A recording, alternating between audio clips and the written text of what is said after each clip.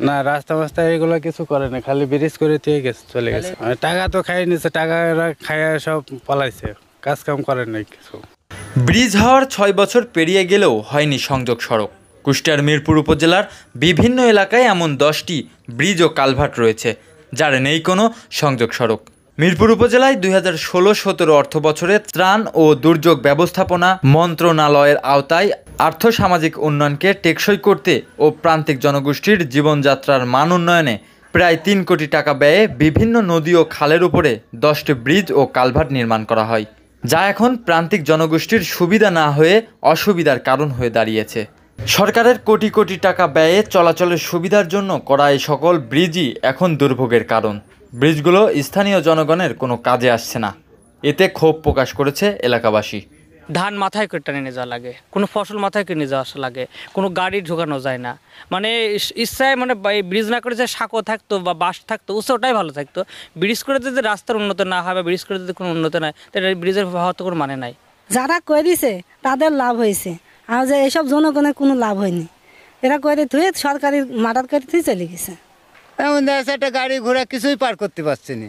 আমি যে একটা ভ্যান চলা খাই, আমার বাড়ি এই যে ব্রিজের ওই পানি মাথায় আমাকে ওই মূল্য ঘুরে আসতে হয়, যে একটা ভ্যান তোলার মতো পরিবেশ সেটিও না, একটা মোটর সাইকেল তো উঠতে পারে না।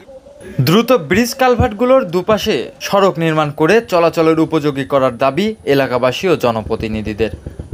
যে ভ্যানটা পার হবে সেই সড়ক নাই, এখানে এমন কিছু করা হোক যাতে আমরা ভালোভাবে আছে এই সড়কটা ঠিক করে দেওয়া হোক, আমরা যাতে পারাপার হতে পারি।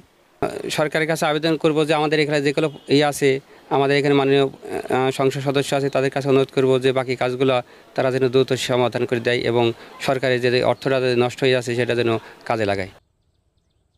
এদিকে দুর্ভোগের কথা স্বীকার করে দ্রুত ব্যবস্থা নেওয়ার কথা বলছেন প্রকল্প বাস্তবায়ন কর্মকর্তা সাইদুর রহমান। মিরপুর উপজেলার বিভিন্ন নদী এবং আমাদের সমস্ত খাল রয়েছে, এগুলোর উপরে আমরা ব্রিজ নির্মাণ করি। ব্রিজ সেখানে নির্মাণকালীন সময়ে আমরা অ্যাপ্রোচ যতটুকু ধরা ছিল সেগুলো করা হয়েছিল, কিন্তু পরবর্তীতে বিভিন্ন প্রাকৃতিক দুর্যোগ, বৃষ্টি, বন্যা হওয়ার কারণে অনেক অ্যাপ্রোচ থেকে মাটি সরে গেছে এবং যার কারণে বিভিন্ন জনদুর্ভোগ হচ্ছে, সেটা আমরা বিভিন্ন সময় শুনেছি এবং নিজেরাও সেটা পরিদর্শন করেছি।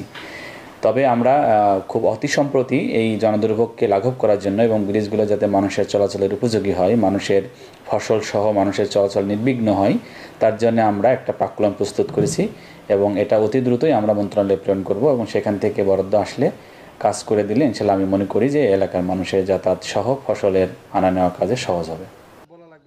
প্রান্তিক জনগোষ্ঠীর উন্নয়নের স্বার্থে এসব অনিয়ম দুর্নীতি রোধে সংশ্লিষ্ট কর্তৃপক্ষের যথাযথ পদক্ষেপের দাবি এ অঞ্চলের সাধারণ মানুষের। Irfan Rana, desk report, nation television.